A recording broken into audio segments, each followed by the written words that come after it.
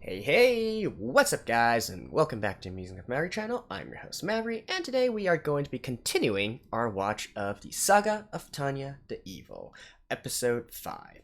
So, last episode, it was fun, but in all honesty, it was kind of more of a transitionary episode, right? We laid the foundation of what she is going to do in the future episodes, and going forward, right? We learn a little bit about her character, with her interactions with different people, and, well, mainly it's just that we learn she's going to be leading a rapid response unit that's battalion-sized. Or actually, she needs to organize it first, and then she can be the commanding officer of it. We also see her reunited with her former subordinate from the front lines, the one which she actually recommended to go to officer school. So I'm also assuming that she's probably graduated and an officer by now. Or maybe she's still a cadet. And a cadet in training, so once she graduates, maybe second lieutenant, right? Other than that, I do believe that this episode will probably focus on how she, gathers together this unit, right? Probably we're not going to see any action this episode, although there might be some training montages, if you will. I'm also curious whether what's the exact criteria or process that she's going to use to select these initial 48 people, right? Coming from a startup environment, we always say that the initial founding team or core members of the company, it has a very huge impact on the future of the company, right? Because, culture issues, how should I say it? Not culture issues as in actual, country culture, but company culture, if you will. And I do believe that that translates into military units as well. Your initial people that you recruit in will help dictate how this military unit operates going forward. So it'll be interesting to see what she's going to do there. So without further ado, let's just jump into the episode. And let's begin in 3, 2, 1, play.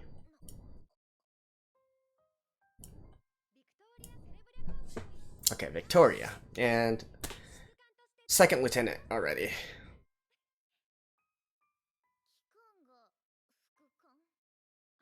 Well, yeah, that makes sense. She can directly be a platoon commander then.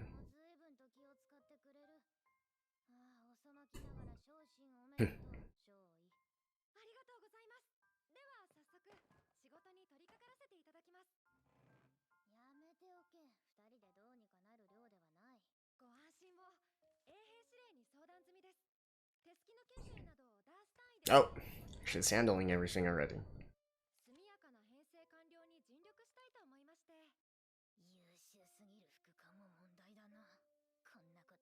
Oh, come on, you like competent people. We're gonna get the opening now? Oh. First lieutenant. First lieutenant.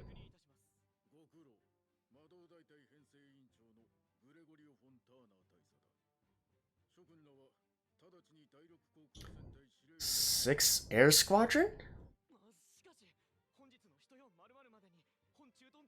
So they actually put the mages into an air squadron, or are there still planes in this universe?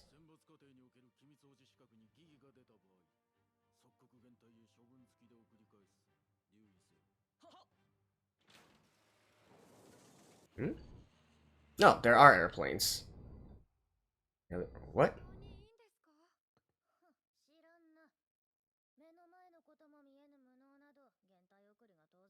Wait, what? I'm gonna have to go back and watch that again.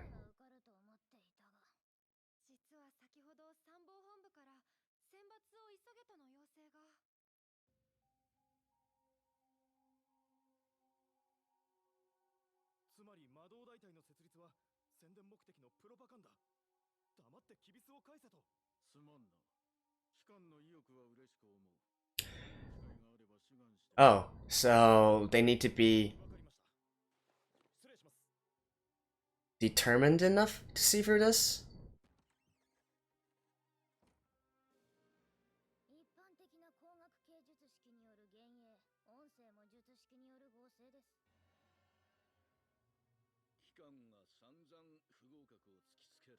Oh, I see. I see.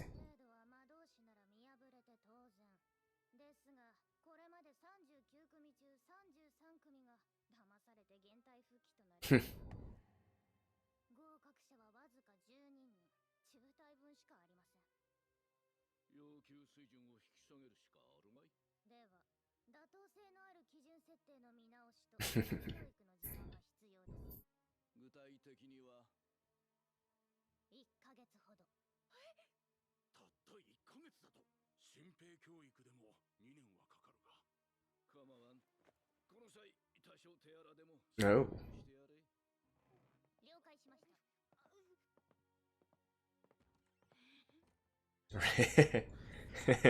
She's like, hey, hey, I get to re-educate them.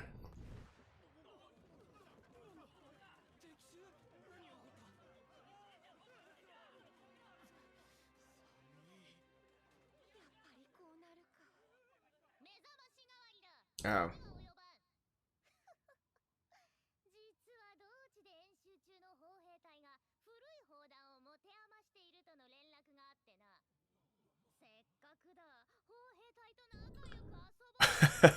She's actually.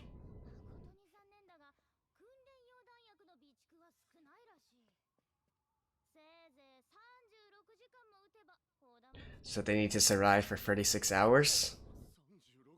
And Victoria is already like digging in.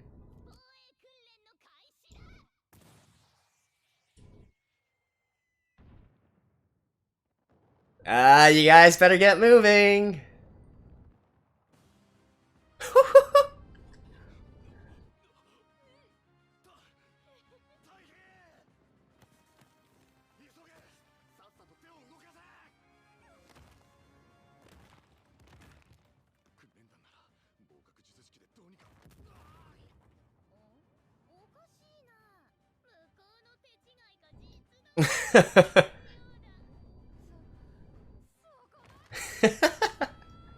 Yeah, that is kind of far.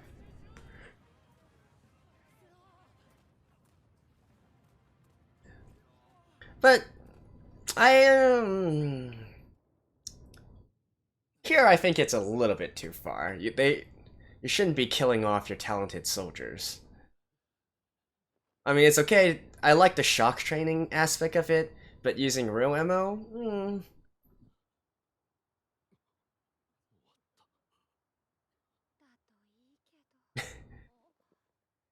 it's probably.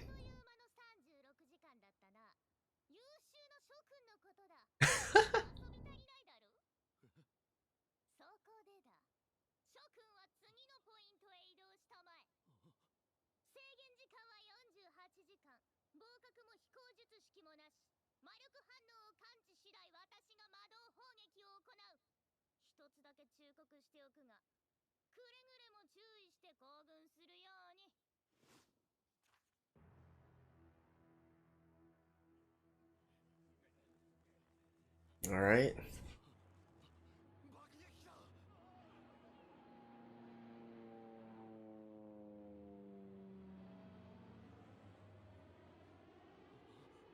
That's a feint.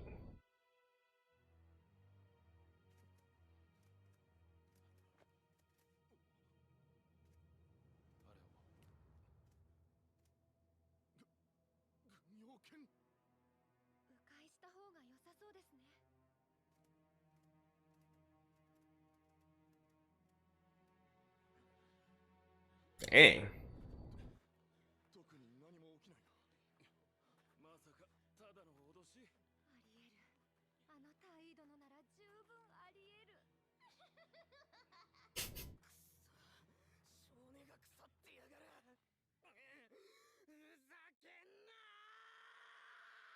Oh, he's probably gonna die.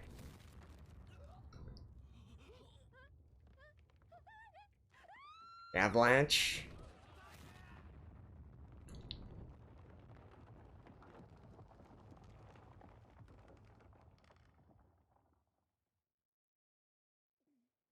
And how are they supposed to survive this without magic?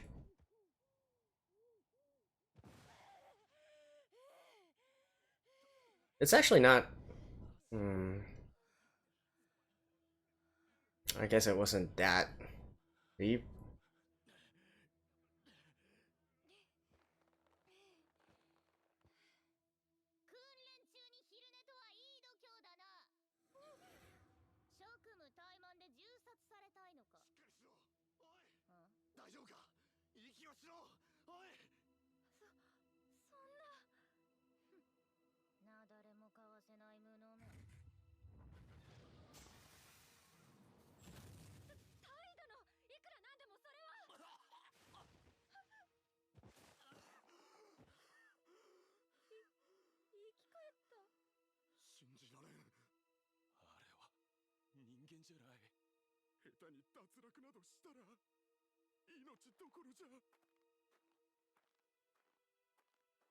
I mean, he did save him. Yeah.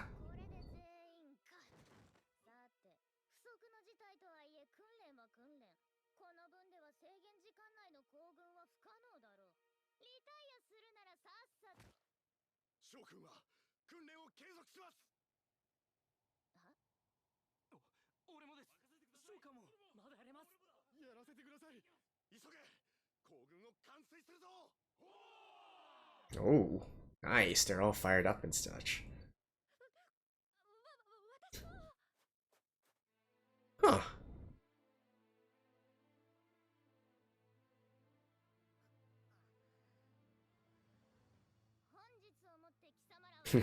She's like, I didn't expect you guys to actually survive that.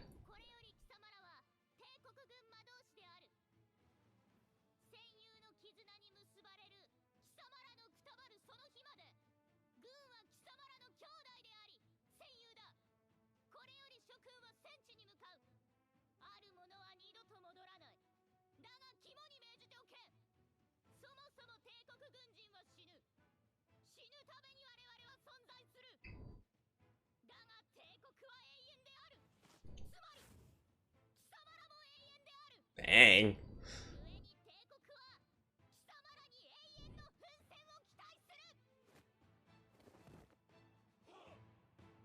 Nice.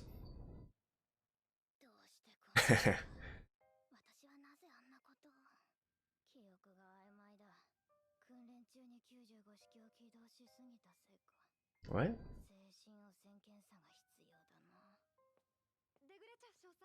Oh, she's major already. So that means it's completed?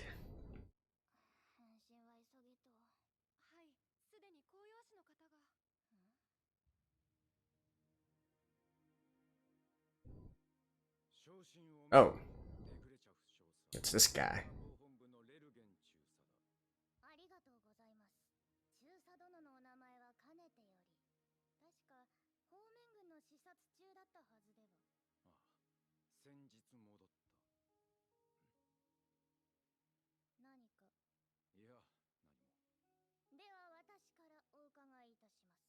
Hmm?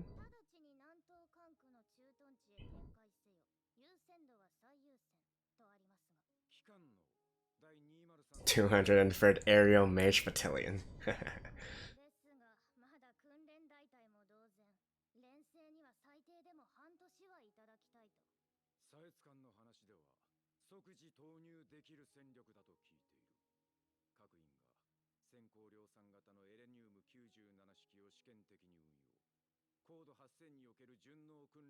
Hmm.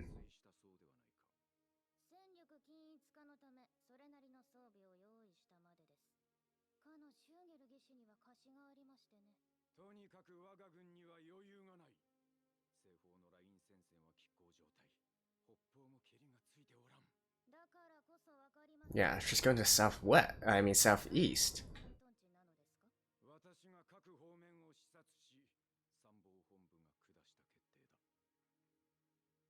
Hmm. So there's going to be a new front? Shouldn't you actually salute him?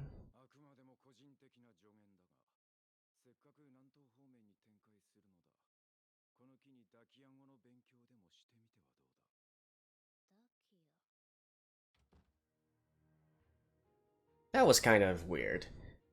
Tanya should definitely be saluting him.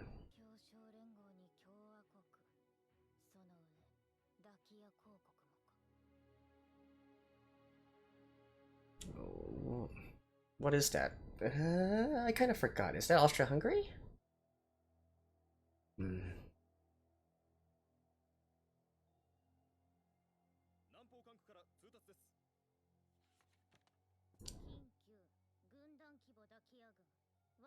No, it can't be. Where is that place?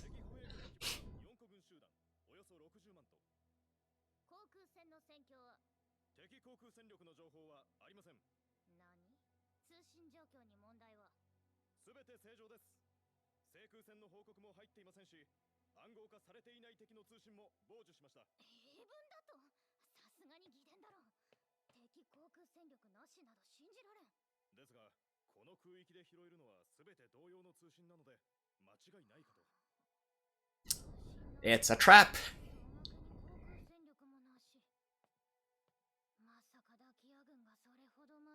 Don't assume that.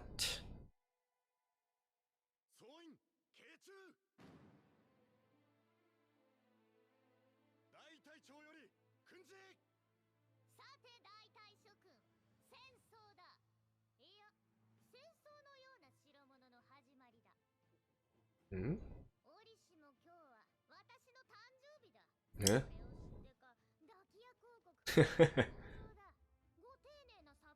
Ooh, flying information.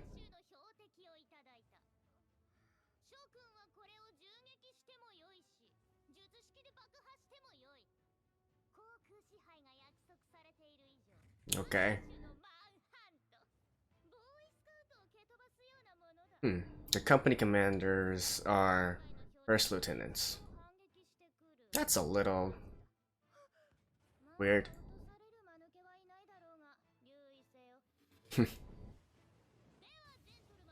I like how she's so berating. It's like, oh, you know, they might fire at you, but you guys are above that, right? Holy shit, these units are still in the 19th century.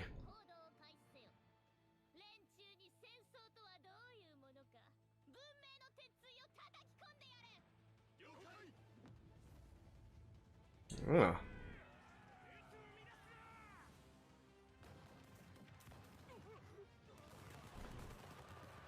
What?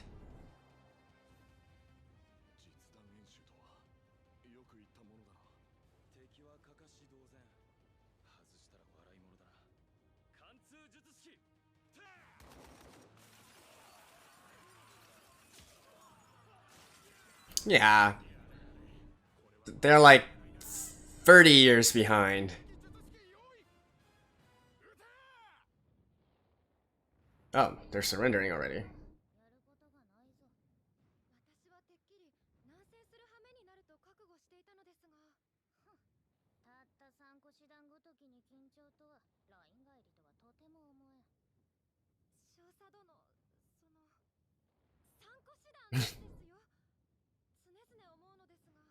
Yeah, Free Divisions is actually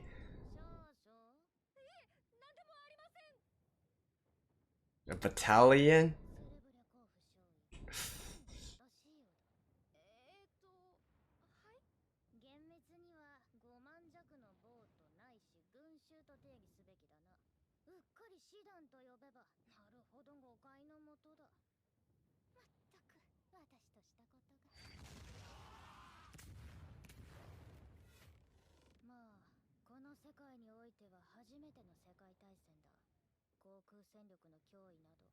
Yeah, when you have mages. Like I mentioned before, air superiority didn't really come into play until the Second World War. First World War was. Wait, what?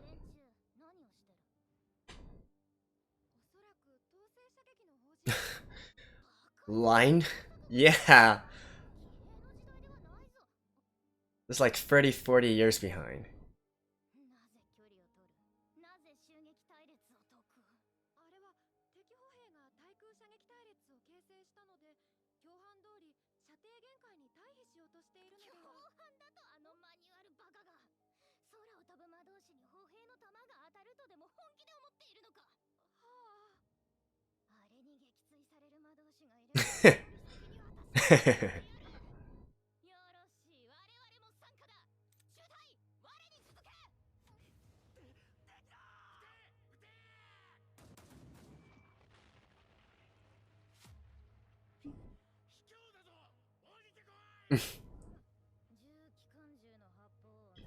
Yeah, that's a. See, these are really.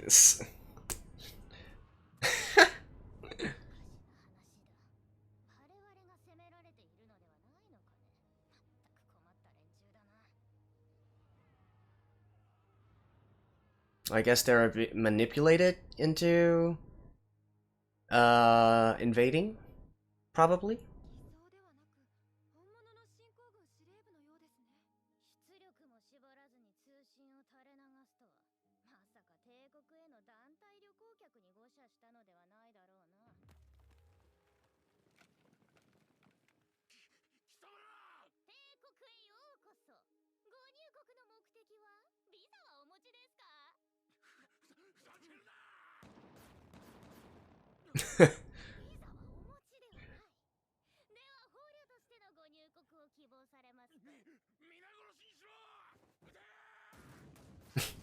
This is like.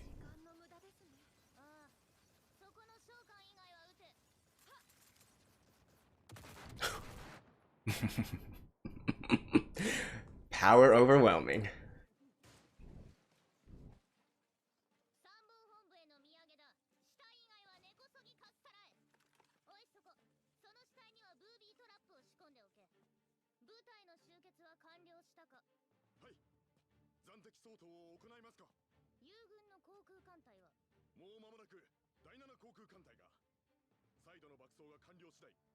Hmm.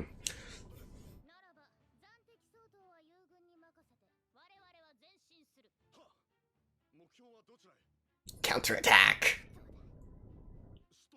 Nice.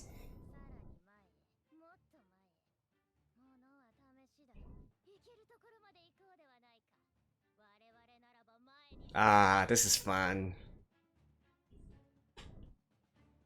And no opening or ending song as well. Nice. Right into the action.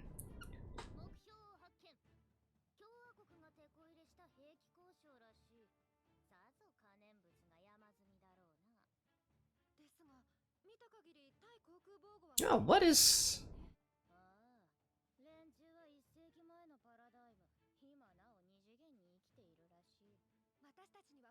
In 2D? Okay.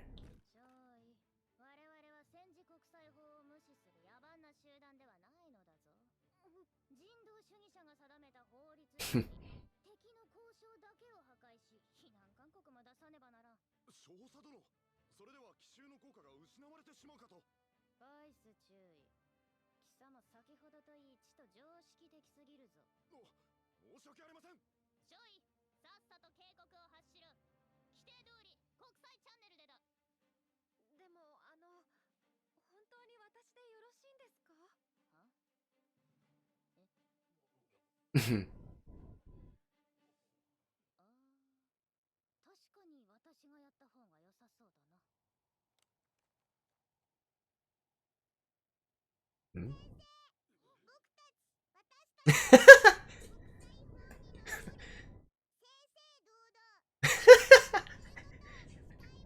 What the hell?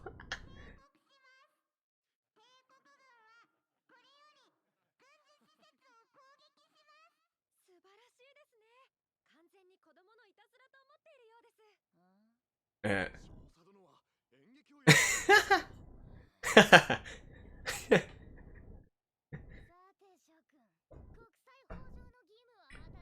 Like following the bare letter of the law.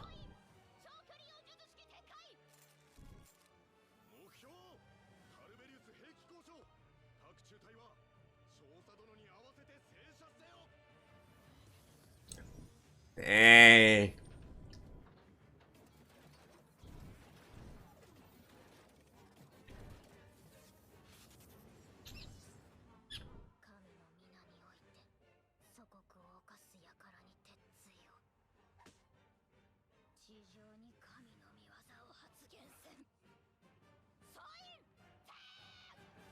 Boom.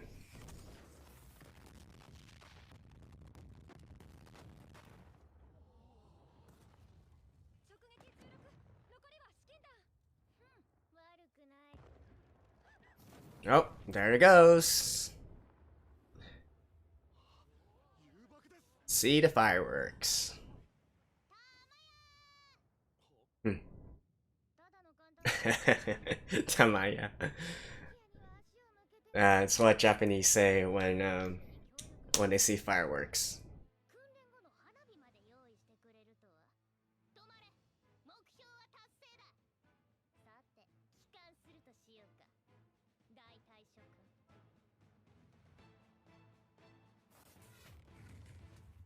Hmm.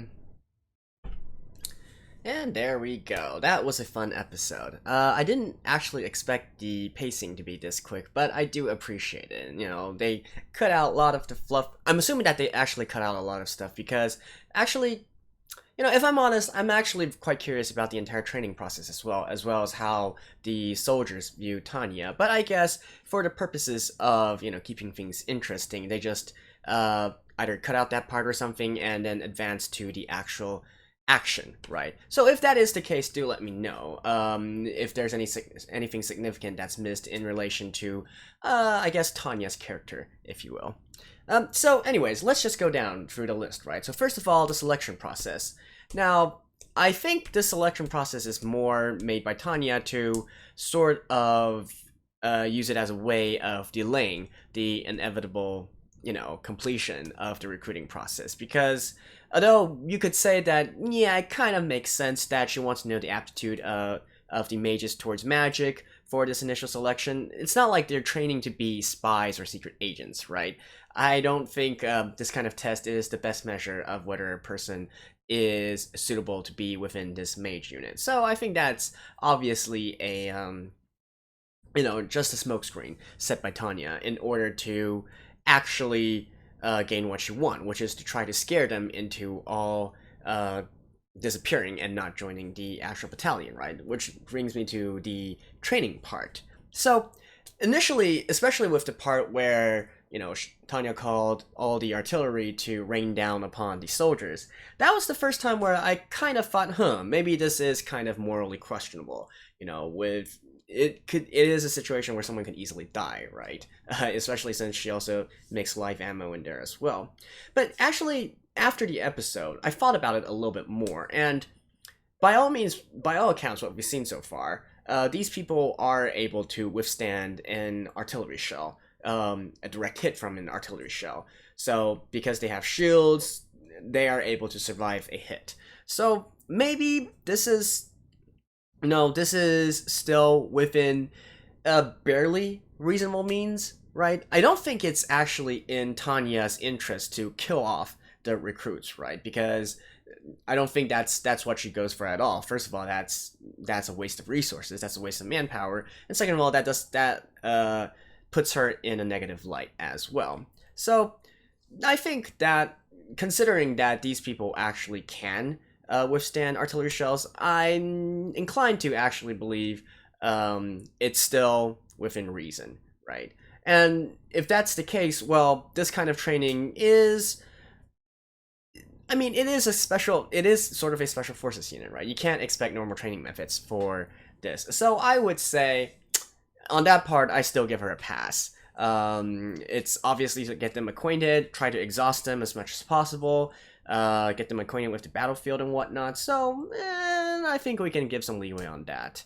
And what was actually interesting to me, which is why I'm curious whether a lot of the training parts are being cut out, is, you know, the avalanche scene, right? Where in the end, everybody was still in, I'm not sure if it's high spirits, but they all decided to continue and march on and continue their training, right? So I'm not quite sure if they're actually being scared into submission because they view Tanya as something maybe even worse than death, or they view incurring the wrath of Tanya to be even worse than the treatment that they went through, right? Or are they actually all, you know, this kind of very, I guess, patriotic, very forward-thinking people? That's also a possibility, right? Because as Tanya said in last episode, only a bunch of morons would come and volunteer for this kind of duty, right? So maybe, I'm not quite sure about that part, but that's that. And also the entire organizational structure of the battalion. So we know that Tanya is the commander, she's a major, and apparently all the company commanders are first lieutenants as well. So, like I said, it's a little bit lower than what I would have expected. Probably a little bit better would be Lieutenant Colonel as commander, captains as company commanders. But I guess this goes in line with what we saw first episode, and I'm guessing the Empire is a little bit short on manpower. So anyways, that's that. The actual deployment, right? So again, I wasn't expecting this, but hey, good on them. I went back and looked through the geography of that area. First of all, sorry, I'm not that familiar with the Balkans. So that part where, the other country that came to invade the empire, in real life should be the Kingdom of Romania. So a little bit interesting part about Romania as well, I actually didn't know this, I had to go look it up. So Romania was a sort of a flip-flop country within the First World War. Originally, they were supposed to join on the sides of the Central Powers, but they eventually joined on the side of the Allies instead. And they're actually a major point of contention for both of these powers, mainly based on three different things. One is that they had large supplies of oil, which is used to, power things, right? Secondly, because they actually have quite good food storages. I don't know, that's just what I read. So apparently they have a lot of supplies. And thirdly, they are sort of like the buffer in between the Central Powers, which comprise of Germany and Austria-Hungary, and also their ally, the Ottoman Empire, right? So the Kingdom of Romania is wedged directly in between that, so they also hold an important strategic position as well, which is why both sides try to get Romania on their side. Now, in actuality, the Allies won, and so Romania joined the battle on the Allied side. However, what they kind of failed to consider was that Romania was actually very backwards in terms of its military training. So I guess that's sort of like what this episode is referencing right here, where they're still stuck on essentially Napoleonic era mindsets, right, with line infantry and whatnot. And so they looked apart as well, and they had the same kind of weaponry, they had the same kind of tactics and doctrine. So obviously that's not going to go well with more modern, updated military tactics, right? And definitely not going to go well against, essentially, you can even say World War II era fighter bombers, or even modern day, because the capabilities of those mages probably even exceeds that of World War II airplanes. So anyways, I'm not entirely sure if historically they were this backwards as well. I do know that they were rather poorly equipped and trained compared to their contemporaries, but to this extent, I don't know. But it was nice seeing them in action, right? As Tanya said, it's basically a live fire exercise, and to let them gain some experience first, right? Oh, and by the way, I do like that entire part of me explaining the context of Romania is, I guess that's why in the end, Tanya's battalion was sent to the southeast instead of helping out on the different fronts. So in this world, the German High Command, or sorry, not the German High Command, the Empire High Command, decided that they wanted to do a preemptive strike or preemptive defense against the Kingdom of Romania, and then secure that place so that they can secure the natural resources as well as the strategic positions. Not sure if the Ottoman Empire is going to make an appearance in this one, but if they do, then this would make perfect sense, right? And also, Tanya talked a little bit about air superiority and the importance of it, which I love because that's what I talked about in the first episode as well. So, what we can see so far, right? It seems that, especially in the case where they, later on when they landed and they were being directly aimed at within close range by rifles, it didn't do anything to them, right? So I think we can kind of infer that most ground-based anti-aircraft weaponry probably can't hurt mages that much. So anti-aircraft guns were kind of developed in World War One towards the end of the war. Obviously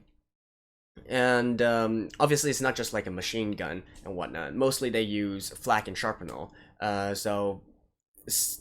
Basically you either sort of blanket the entire area with sharpenel to, because in that, well, I guess planes are a little bit different from mages, right? Planes during that time were made out of wood and whatnot, and so sharpenel punching holes in the planes, in the wings, that generally means that you can down the aircraft, right? Or even the sharpenel just killing the pilot directly. But in this case, with their shields, I don't think this is going to work. Sharpenel-based weapons aren't going to work. And if you say things that, explode in mid-air, sort of like depth charges, I'm not quite sure if they're of high caliber enough. These mages, they can even withstand a direct hit from an artillery shell. So I think it's suffice to say most anti-aircraft solutions probably won't work.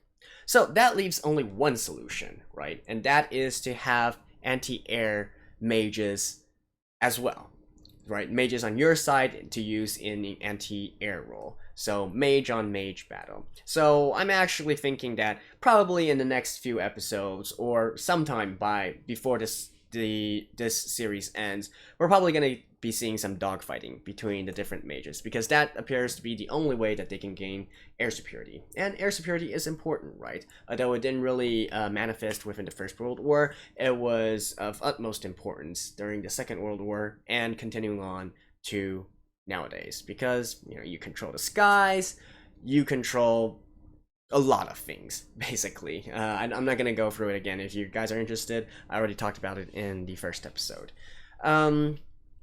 Yeah, so that's that. What else? So okay, and in the very end, the part where Tanya was being really petty about the entire rule thing, right? So yeah, I followed the rules of the letter. I followed the rules to the letter. I gave you proper warning. Of course, how she actually gave the warning, it's only technically correct, right? Which is, as some might say, the best kind of correct. So technically, she did everything by the book, by the law. She didn't violate any international law. So I guess this is part of pettiness that you guys were talking about in terms of how Tanya views things. But I don't know, that's funny to me, actually.